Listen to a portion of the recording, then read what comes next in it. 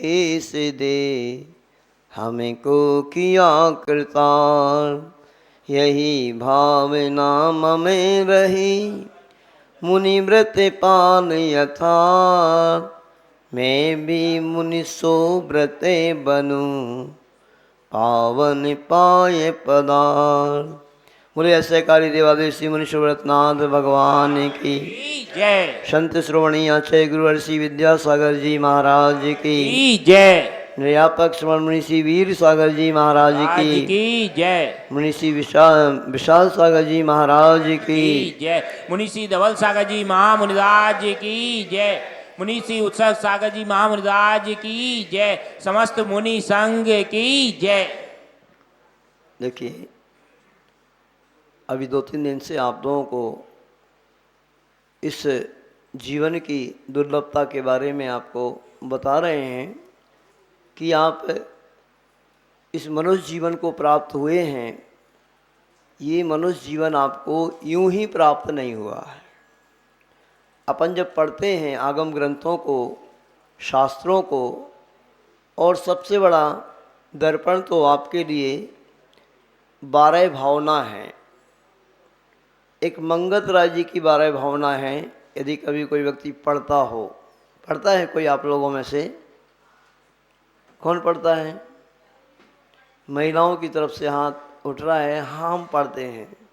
अब इन पुरुष वर्गों को 12 भावना की फुर्सत नहीं है।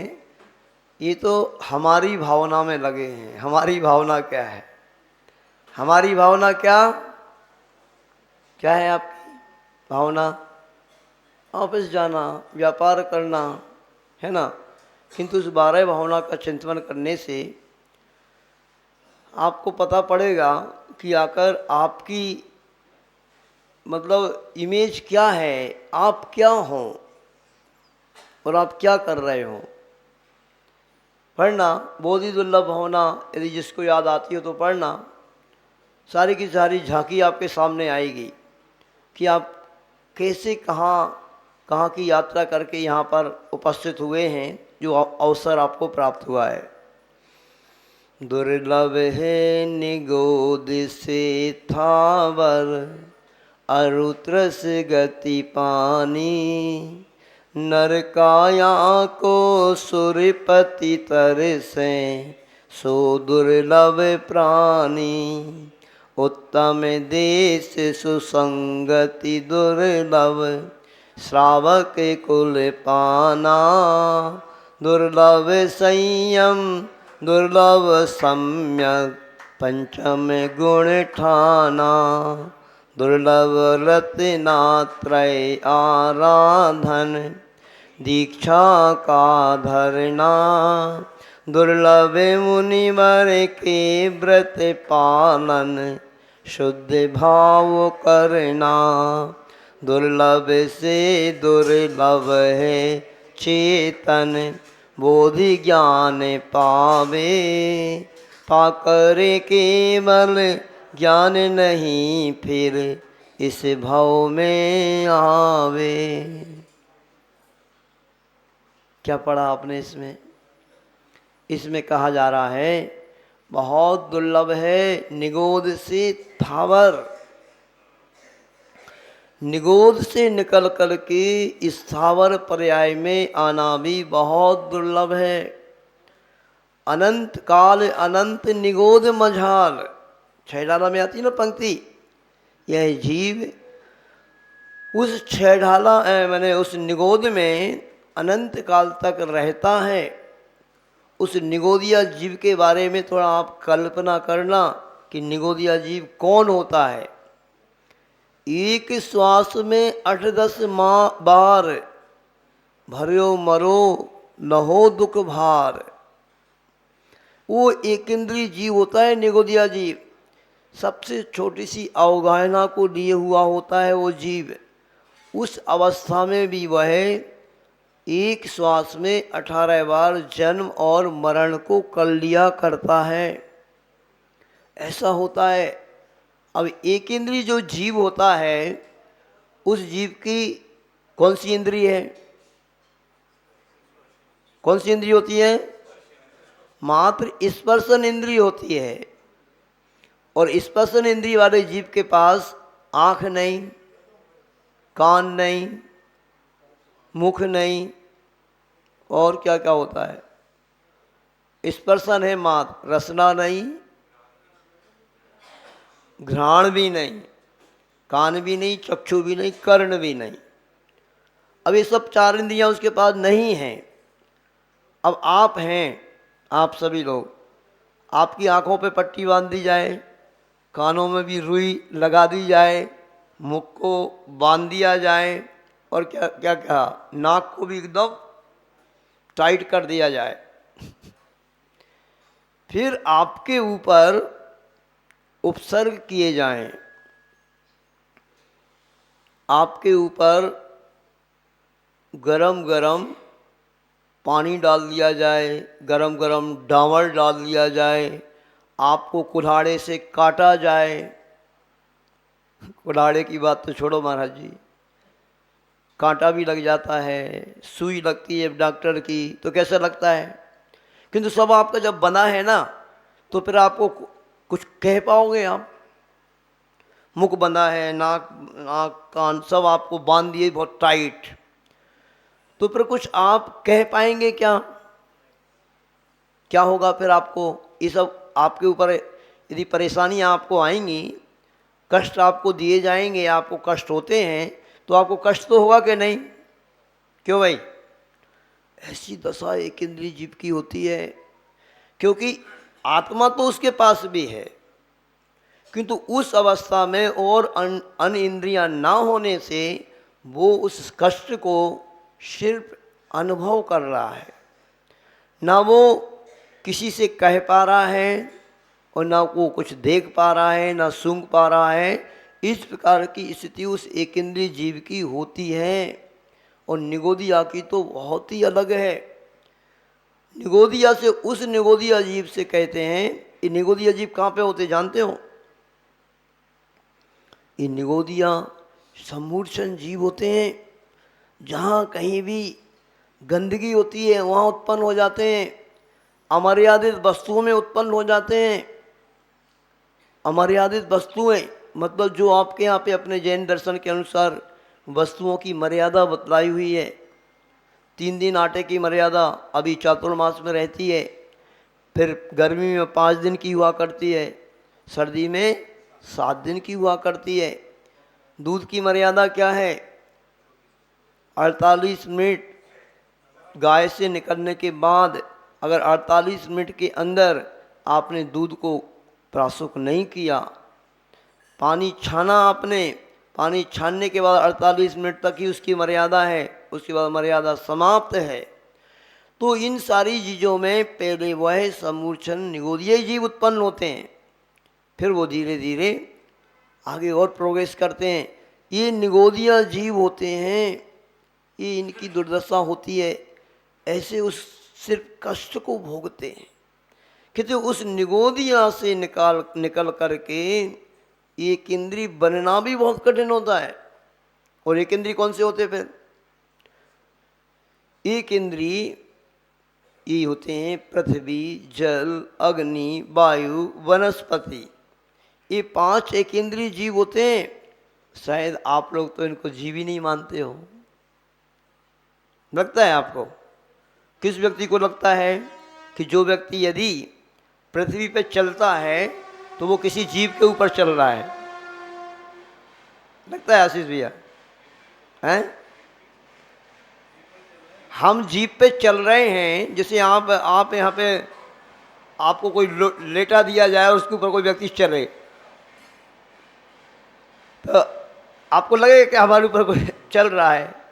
किंतु एक इंद्रिय हम पृथ्वी के ऊपर चलते हैं, पृथ्वी को खोदा जाता है बिल्डोजरों से, गैती फावड़ों से ऐसे, और इस पृथ्वी को जब रोड बनते हैं तो रोड बनते समय कैसा होता है? गरम गरम डामर आ जाता है, बिल्डोजर चलता है, ऐसे से पत्थरों को तोड़ा जाता है, फोड़ा जाता है। पत्थर कौन सा जीव है? एक इंद्रिय जीव है पत्थर भी। उस पत्थर को तोड़ा फोड़ा जाता है हथौड़े वगैरह से। अपन को लग रहा कि अपन एक इंद्रिय जीव को फोड़ रहे हैं, तोड़ रहे हैं, मार रहे हैं। ईश्वर अपनी दृष्टि नहीं।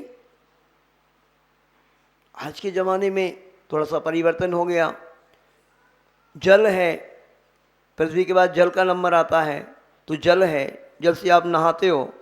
हम एक इंद्रिय जीव से नहा रहे हैं, जीवों से नहा रहे हैं। छान के भी नहाओ तो छानने से तो 30 जीव हटते हैं। जल का एक जीव तो रहेगा ही, वो तो जल को ही जिसने काया बना लिया वो जल का एक है। तो अपने मन में बात ही नहीं आती कभी। और जल को भी, जैसे जहाँ जहाँ बिजली बन रही है, अब हम इस बिजली का उपयोग कर रहे हैं, बड़े शान से करते हैं। और जहाँ बिजली बनती है वहाँ पे कैसे बनती है बिजली? ऐसा जहाँ पर वो लगे रहते हैं ना, बहुत बड़ा वो पूरा पानी के, वहाँ पे पानी में अदबा तदबा कोई चीज़ ना जाए, बहुत बड़े बड़े वो लगे रहते हैं। हाँ, ऐसे घूमते रहते हैं। उसमें बिजली जहाँ पर बनती है वहाँ पर बड़ी बड़ी भेल मछलियाँ जैसी बड़ी बड़ी मछलियाँ जिससे भी कट जाती हैं, टुकड़े टुकड़े हो जाते हैं उनके। तो जब ये 30 जीवों की ये दशा हो जाती है तो सोचो, आप विचार करो कि फिर वो जल का एक जीव का क्या होता है, उसकी तो चटनी बढ़ जाती है। तो इन सब जीवों को ये पर्याय में कितना कष्ट हुआ है। पृथ्वी, जल, अग्नि, अग्नि का एक जीव होते हैं। अभी कितने अपना आप पंखा चल रही है, हम लाइट चल रही है, हेलोजन चलते हैं बड़े बड़े, ये सब अग्नि फैक्ट्री चल रही है सब। तो ये सब अग्नि का एक जीव है। और अग्नि का एक जीव को जैसे तुरंत अपने महाराज जी क्यों लौटाते हैं? बहुत सारे लोग इसको मानते ही नहीं ज़्यादा। चौके में आपके महाराज जी जाते हैं और आपके यहाँ पे लाइट जल रही होती है तो महाराज जी लौट के आ जाते हैं। क्यों? महाराज जी के सामने सामने अब लाइट जलाएं हो, आप हिंसा हो रही है, आप बुझा भी देते हो तो भी बुझाने से भी हिंसा होती है। जलाना बुझाना ये सब हिंसा का काम है। तो वह अग्नि का एक जीव बनकर के कभी कभी अब आजकल का ज़माना चल गया, एक तो बिजली वाला चल गया, वो तो अलग ही है। आज तो बिजली में ही दफना दिया जाता है आदमी को। और नहीं तो कुछ लोग क्या करने लगे कि 3 दिन में पहले क्या होता था व्यक्ति को मरण हो जाता था, 3 दिन बाद खारी उठती थी, है ना, उसको अस्थि वगैरह। आज एक ही दिन में उठा देते हैं। अग्नि में जलाया और उसके ऊपर पानी वानी डाला, ठंडा किया और भाई चलो, कौन 3 दिन तक इंतजार करे। जानबूझ करके आपने उन अनंतानंत अग्निकायक जीवों की हिंसा कर दी, क्योंकि अग्निकायक जीव की उम्र 3 दिन है। ये कोई लौकिक पद्धति, जो लौकिक पद्धतियाँ हैं या लौकिक रीति रिवाज हैं, ऐसे नहीं है। ये आगम के अनुसार ही हुआ करते हैं। 3 दिन की अग्नि की मर्यादा होती है, मतलब उसकी उम्र होती है। 3 दिन बाद अपने आप कितनी भी अग्नि हो, अगर उसमें ईंधन न डाला जाए तो वो समाप्त हो जाएगी। तो 3 दिन के बाद ही अस्थियां वगैरह को उठाया जाता था। 3 दिन से पहले उठाना मतलब चला करके उन अग्निकायक जीवों की हिंसा करना है। तो ऐसे पृथ्वी, जल, अग्नि, वायु।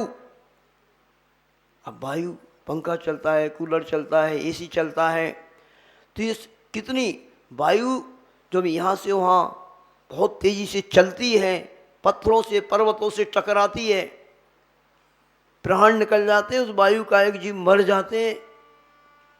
ऐसे उन कष्टों को ही वायु का एक जीव भोगते हैं। पृथ्वी, जल, अग्नि, वायु, वनस्पति। आज के ज़माने में अपन को ऐसे लग रहा है, आप लोगों को बहुत अच्छा महाराज जी, कोई ज़माना था जब पेड़ पौधों को काटा जाता था, भोजन बनाते थे तो भी लकड़ी से बनता था। आज अच्छा हो गया, आज तो गैस का ज़माना है। अरे गैस प्लांट जहाँ पे लगना है, बड़ी बड़ी फैक्ट्रियाँ लगना है, तो पहले जंगलों को तो काटा जाएगा। अब एक साथ काट दिया जा रहा है, जब कहीं गैस प्लांट वहाँ पे लग रहा है। और पृथ्वी को खोदना पड़ता है, जबकि उसके लिए टैंक बनते हैं जब वहाँ से गैस निकलती है। तो ऐसा मत समझना कि आप गैस से भोजन बन रहा है तो आप हिंसा से बच गए, बल्कि अनर्थदंड ज़्यादा हो रहा है।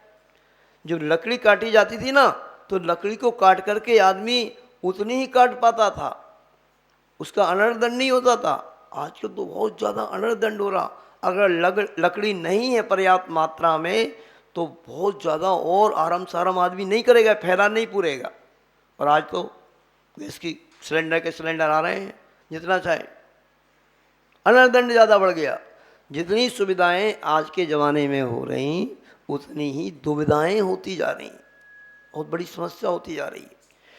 तो ये विचार करना है सभी लोगों को, आप लोगों को, कि एक इंद्रिय निगोद से निकल करके एक इंद्रिय जीव बनना कितना कठिन है, और ये बहुत कठिन होता है। और इन अवस्थाओं को आप और हम सभी ने धारण किया है। भूल रहे हो आप? क्या भूल रहे हो? पूज्य सुधासागर जी महाराज के प्रवचन में एक बार मैंने सुना था, वो एक अच्छा प्रसंग उन्होंने सुनाया। वो प्रसंग कैसा है कि एक व्यक्ति था, रोड पे चल रहा था, और रोड पे जब चल रहा था तो नया रोड बन रहा था, तो वो चलता जा रहा था और वहाँ पर एक बोर्ड आ गया। पहले ही एक बोर्ड आया जहाँ से वो मुड़ा था, वहाँ पर ही एक बोर्ड लगा था कि देखो भैया रोड का काम चालू है, आप इस रोड से ना जाएं। उसको समझ में नहीं आया है, कहीं भी बोर्ड लगा देते हैं लोग। अच्छा खासा रोड दिख रहा है, एकदम बढ़िया है, साफ़ सुथरा है, क्यों हम इस रोड से ना जाएं? चला गया। चला जाता है, आगे जा कर के देखता है वास्तव में पुल बन रहा था और बहुत बड़ा वहाँ पर गड्ढा था। तो अब उस व्यक्ति को वो 1-2 किलोमीटर चला गया था, तो लौट करके आना था वापस। तो वहाँ पर एक बोर्ड और लगा था। क्या लिखा था उस बोर्ड पर? अब आइए कल ठिकाने। क्या लिखा था? अब आइए कल ठिकाने। मतलब व्यक्ति को सामान से बात समझ में नहीं आती है। कब आती है बात समझ में? जैसे अभी हम मनोज जी के साथ आ रहे थे तो एक कुत्ता हमारे साथ चल रहा था।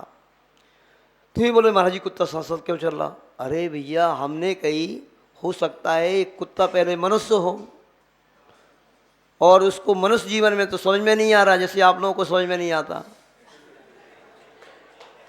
आपको ऐसे लगता है कि महाराज जी लोगों को काम तो सुनाना है और हमारा काम सुनना है बस, क्योंकि ये महाराज बने हैं, इन्होंने सारे शास्त्र पढ़ लिए, अब इनके अंदर ज्ञान भरा है तो वो ज्ञान बाहर ही निकालते रहते हैं। तो वो कुत्ता भी हो सकता पहले मनुष्य हो, हमने इनको ये बोला। ऐसे बहुत सारे उदाहरण शास्त्रों में मिल जाएंगे कि जब मनुष्य जीवन में बात समझ किसी को नहीं आती है ना, तो फिर त्रियंच में आती है समझ में, त्रियंच में उसको समझ में आती है। और उन कुत्तों को भी सम्यक दर्शन हो जाता है, पशुओं को भी सम्यक दर्शन हो जाता है। वो पशु भी वृत्ति बन जाते हैं, 2 प्रतिमा के व्रतों को भी ले लेते हैं।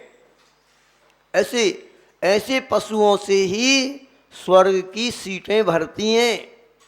मनुष्य तो गिनती में ही हैं, मनुष्य ज़्यादा नहीं, कितने 9 अंक प्रमाण हैं, मतलब जितने भी हैं वो मनुष्य गिनती में ही हैं।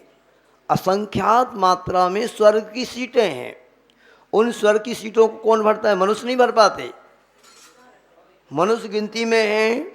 और उसके बाद भी आप मनुष्यों की प्रवृत्ति देख लो आप। मुझे आश्चर्य जब होता है, जहाँ भी हम कहीं भी गए ना, अभी महाराज जी यहाँ पर इस पूना में महाराज जी हमारे मंदिर से इतने लोग जुड़े हैं, वे सब काय के लिए जुड़े हैं? सिर्फ 10 लक्षण के लिए, दसैया 10 लक्षण के लिए जुड़े हैं वो, है ना। यहाँ से 400 लोग, 350-400 लोग जुड़े हैं। कहाँ हैं वो लोग? नहीं दिख रहे। उस दिन तो झांकी इसलिए दिख गई कि पूरा पूना यहाँ पर आया था। हम लोग भी बड़े प्रसन्न, अरे छिंचवड़ अच्छा है भाई। छिंचवड़ में तो देखो अब चारों तरफ हजारों लोग दिख रहे हैं। अब लग रहा है कि वो दुकान उठाना पड़ेगी यहाँ से भी। आगे है मार्केट और बड़ा है, निगड़ी है, खराड़ी है, और क्या है? चिंचवड़ तो है ही। अभी अभी खराड़ी वाले आए थे। खराड़ी में बहुत बड़ी समाज है। अब वो उस खराड़ी वालों ने पहले दिन तो झांकी अच्छी दिखाई थी। जिस दिन हम लोग आए थे वो भी खराड़ी नहीं था, पूरा पूना था। पूरा पूना था उस दिन। बड़ी हम लोग का एंट्रेंस खराड़ी से हुआ था, किंतु था पूरा पूना। तो यहाँ पर ये वातावरण दिखाई दे रहा है। मतलब आपको मनुष्य जीवन में बात समझ में नहीं आ रही है तो उन त्रियंच की अवस्था में बात समझ में आती है। उनको जाति स्मरण हो जाता है। महाराज जी का उपदेश वगैरह सुनते हैं तो उनको जाति स्मरण वगैरह हो जाता है। तो वो कहते ओहो, जब मनुष्य पर्याय में महाराज जी ने तच्चा सुनाया था, हमें दुर्लभता की भावना के ऊपर प्रवचन दिया था, हमने नहीं माना। तो उन त्रियंचों को भी सम्यक दर्शन हो जाता है और पूरा महाराज जी का उपदेश सुन करके वो वृत्ति बन जाते हैं। ऐसे ऐसे कुत्तों को देखा हमने। एक बार हम लोग बिलासपुर से चले। बिलासपुर से वो कुत्ता पूरा पूरा जैसे ही बिहार होता आचासी का और आ जाता, बिहार में चलने लगता और अमरकंटक तक चला। अमरकंटक में जाकर के भी वह कुत्ता कभी भी उस परिसर में गंदगी नहीं करता था। जब सुबह शुद्धि उद्धि के लिए हम लोग जाते तब वहीं फ्री हुआ आता था वो भी, और फिर भोजनशाला का ही भोजन करता था, यहाँ वहाँ का भोजन नहीं करता था। इसका मतलब उस त्रियंच अवस्था में भी उनको भान हो जाता है और ये याद आती है तो वो वहाँ सुधर पाते हैं। जो यहाँ नहीं सुधरता ना, फिर वहाँ सुधरता है।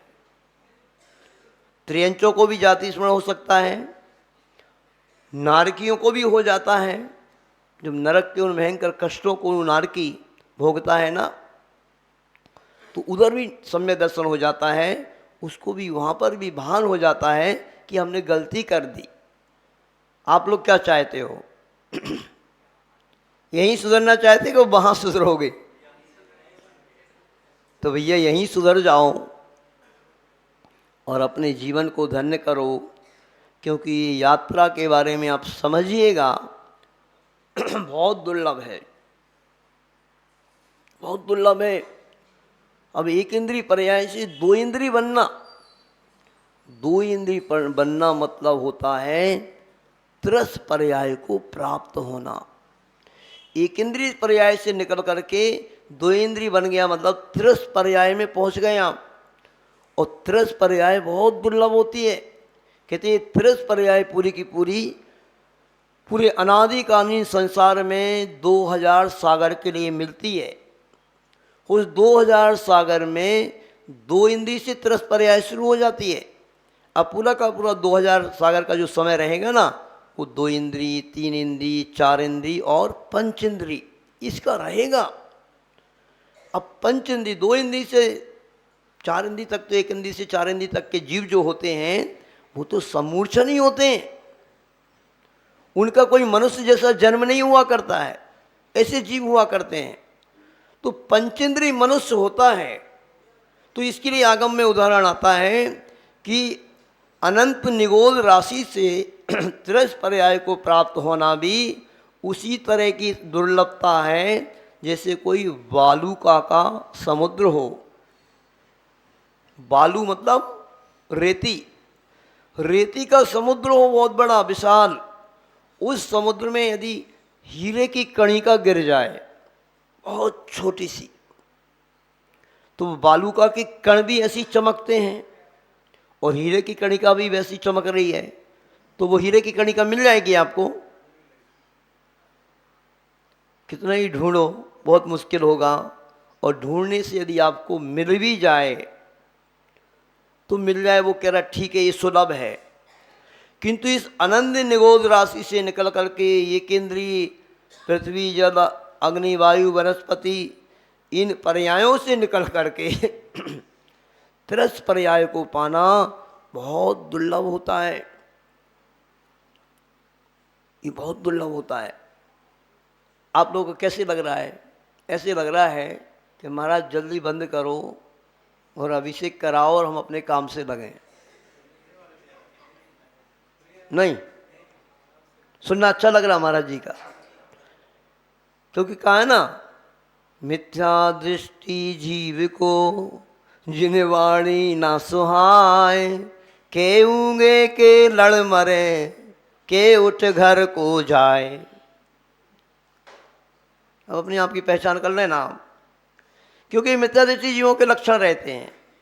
धर्मात्मा व्यक्ति होगा ना तो वह अर्थ में से कम कर लेगा, काम पुरुषार्थ में से कमी कर लेगा, किंतु धर्म पुरुषार्थ करने का मौका आएगा तो चूकेगा नहीं। अब समझ लेना, अपने आप को पहचान लेना।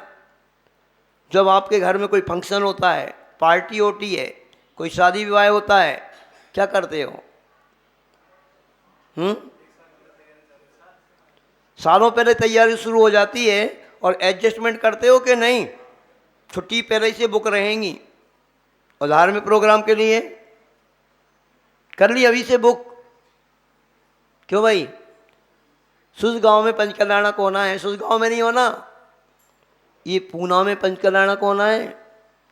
चातुर्मास जब पूना का है तो पंचकल्याणक भी पूरे पूना नगर का होगा, ध्यान रखना। ये पूना का ही है पंचकल्याणक। हम लोगों को आचार्य जी ने कभी नहीं कहा कि हाँ देखो तुम लोग ऐसा करना, सुस गांव चले जाना, या जय जैन सोसाइटी में जाना, या फिर चिंचवड़ में जाना, खराड़ी में जाना, निगड़ी में जाना, पिंपली जाना, ये नहीं कहा कभी भी। हम लोग बता दे रहे आपको स्पष्ट बात। हम लोगों को समाचार आया था इधर आने के लिए अंबड़ में, और अंबड़ में आया तो पूज बड़े महाराज जी ने हमसे क्या कहा, इसके पहले चल रहा था अलग, कुंथलगिरी रोड पे जाना था, कुंथलगिरी का ही पक्का जैसा था। तो हम आहार करके आए और उसी दिन हमने एक अच्छा मंगल सूचक दृश्य देखा। वो क्या दृश्य देखा? 12 बजे लगभग हम आहार करके आ रहे हैं और 12 बजे एक गाय अपने बछड़े को दूध पिला रही है। मतलब ये दृश्य बहुत मांगलिक था और मुझे तो ऐसे लग ही रहा था कि पता नहीं आचार्य श्री किस उद्देश्य से कुंथलगिरी के लिए कह रहे हैं। और ये महान मुनि महाराज हैं, ये मुनि महाराज का समागम तो कोई अच्छे व्यक्तियों को मिले तो अच्छा लाभ मिलेगा। और मैं यही सोच रहा था, इतने में महाराज जी ने, बस महाराज जी आ गए थे, पहले मैं थोड़ा लेट आया, आचार्य जी ने संकेत आया है पूना चलना है।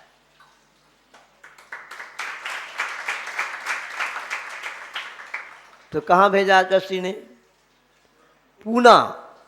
पूना के लिए भेजा है और हम सभी मुनि महाराज पूना के लिए आए हैं। यहाँ पर भगवान मुनीश्वरनाथ भगवान का अभिषेक हुआ तो किसने किया? पूना वालों ने। प्रभूषण पर्व लगा तो किसने किया? सभी पूना वालों ने किया। तो अब जो पंचकल्याणक होने वाला है वो इस पूना में होने वाला है। ताली बजाने से काम नहीं चलेगा। ये बताइए आप किस किस ने छुट्टियां बुक करा ली? सब जॉब वाले हो आप। तो उस पंचकल्याणक में महापूजन होती है, महापूजन। अद्भुत दृश्य आपको दिखाई देता है, जैसे साक्षात तीर्थंकर भगवान का जैसे जन्म होता है ना, वो जो जन्म होता है और गर्भ जन्म तप ज्ञान और मोक्ष, वो तो आपको देखना है यदि पूरा, तो उतनी आयु होना चाहिए आपकी जितनी तीर्थंकर भगवान की है। जैसे तीर्थंकर आदिनाथ भगवान की आयु 84 लाख पूर्व वर्ष की थी, तो उतनी 84 लाख पूर्व वर्ष की आयु आपकी होना चाहिए।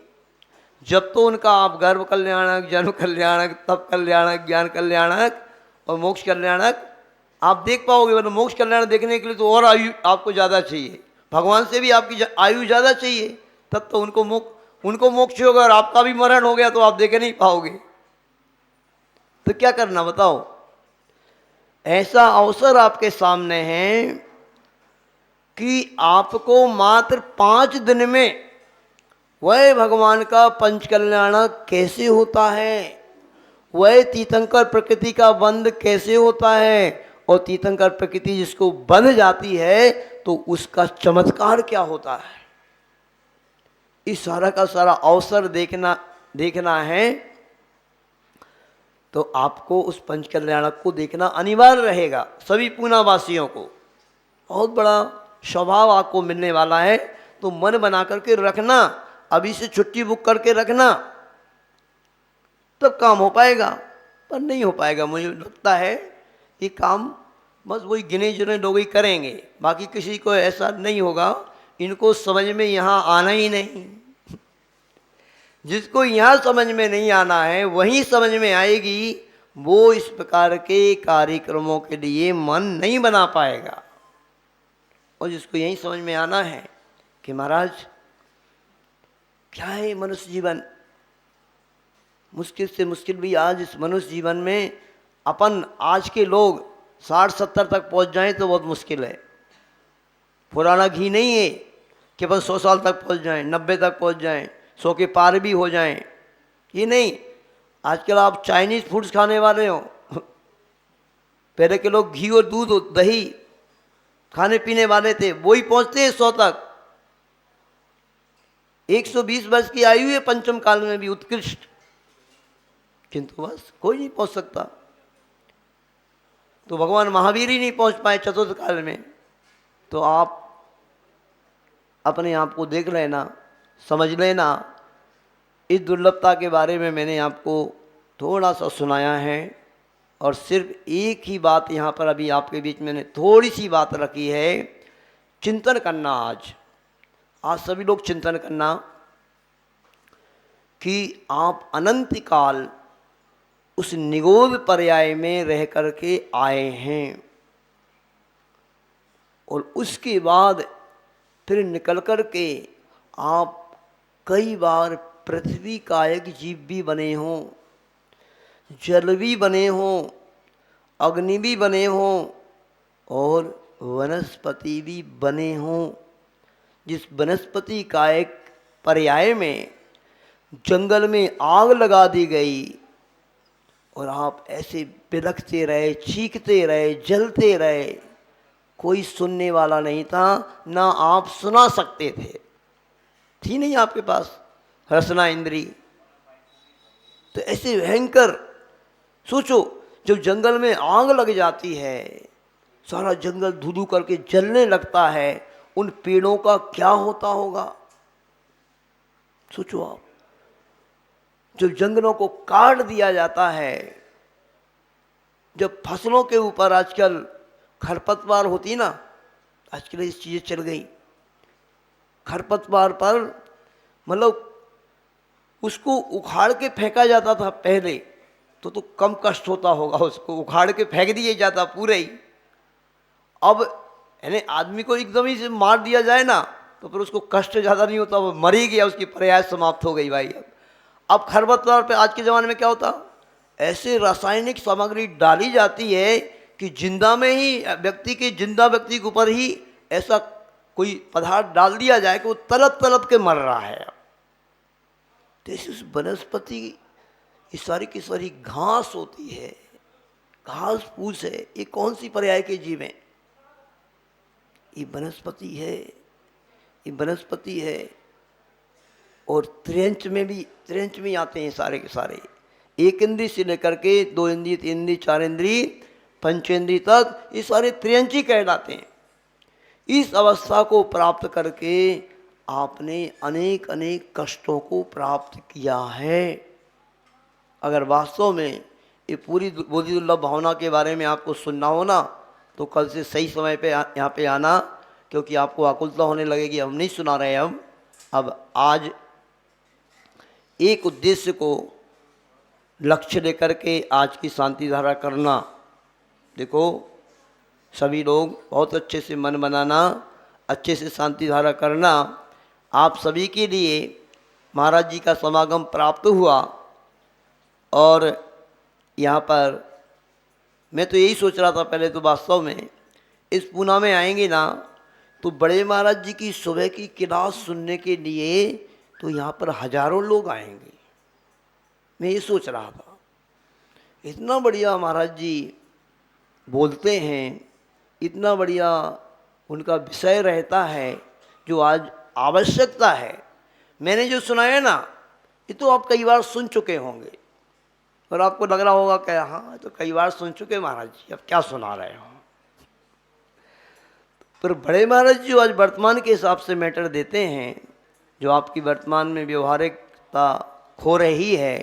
तो मैं सोचा तो बहुत सारे लोग आएंगे उस क्लास में, किंतु यहाँ पर भी लोगों को फुर्सत नहीं।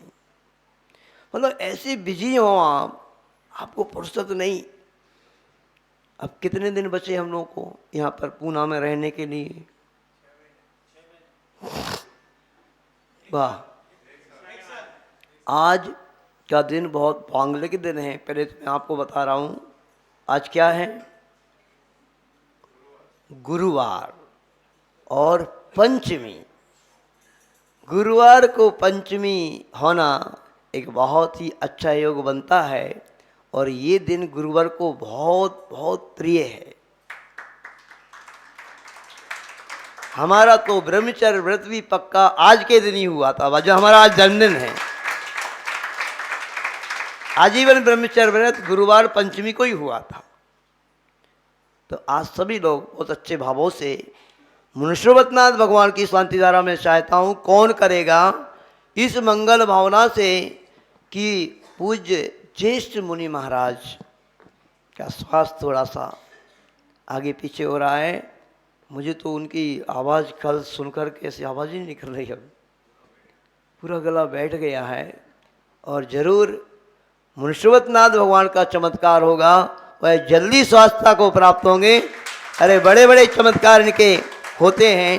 तो आज क्यों नहीं, आज अपन सभी इस मंगल भावना के साथ भावना माएँ कि वह सभी महाराज जी स्वस्थ रहें।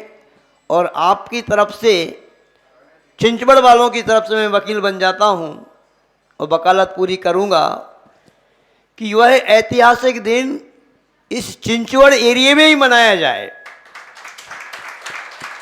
कौन सा? वह शरद पूर्णिमा का चांद जो इस धरती पर आया था, वह आचार्य गुरु विद्यासागर जी महाराज का वह विशेष अवतरण दिवस इस चिंचवड़ में ही मनाया जाए। मैं पूरी आपकी तरफ से सिफारिश करूंगा। गुरुदेव का है ना। किंतु आप सभी भी हमारी सिफारिश को स्वीकार करेंगे और आज इस मंगल भावना के साथ भगवान का अभिषेक करेंगे कि पूज्य ज्येष्ठ मुनि महाराज और मुनि श्री विशाल सागर जी महाराज भी, उनका श्वास भी थोड़ा आगे पीछे ही चल रहा है। मैं कहता हूँ ये भावना भाएँ आप सभी लोग, दोनों महाराज जी बहुत अच्छे से स्वस्थ हों और इस पूना नगर में धर्म की बारिश जैसी हो रही ऐसी होती रहे। अभी कोई संकेत गुरुवार का आए ही ना, क्योंकि ये पूना बहुत बड़ा है। अभी तो ऊंट के मुंह में जीरा ही हुआ है। अभी क्या है, बहुत ये पूना बड़ा है। सब पूना के चप्पे चप्पे पर हर कॉलोनियों में महाराज जी के चरण पड़े। और मैं तो कहता हूँ बहुत जल्दी ये पूरा का पूरा चातुर्मास के बाद का समय भी निकल जाए और अगला चातुर्मास भी पूना में ही हो। इस बार सुलसगांव का पंचकल्याणक हो रहा है, तो पूना नगर में अभी पंचकल्याणों को भी लाइन लगी हुई है। पिंपली सौदागर वाले भी तैयार हैं। तो अगले साल पिंपली सौदागर का और अगले साल जय जैन सोसाइटी का, और उसके बाद मुझे लग रहा है कि चिंचवड़ का भी नंबर आ सकता है। आ सकता है। चिंचवड़ वालों के भावों को तो मैंने देखा है, बहुत अच्छे भाव हैं आप लोगों के और बहुत बड़ा चमत्कार आप कर सकते हो। और मैं कह रहा हूँ महाराज जी जल्दी स्वस्थ हों। और मैंने जो आपको कहा ना, 2 दिन का या 3 दिन का जैसा भी प्रोग्राम आप बनाए, 2 दिन का तो बना ही सकते हैं। 28 की शरद पूर्णिमा है और 29 को संडे है, तो दोनों दिन का तो जोरदार प्रोग्राम आपके चिंचवड़ में हो सकता है और बहुत बड़ा कार्य यहाँ पर हो सकता है। बोले आचार्य गुरुवार विद्यासागर जी महाराज की जय। अभी अब हम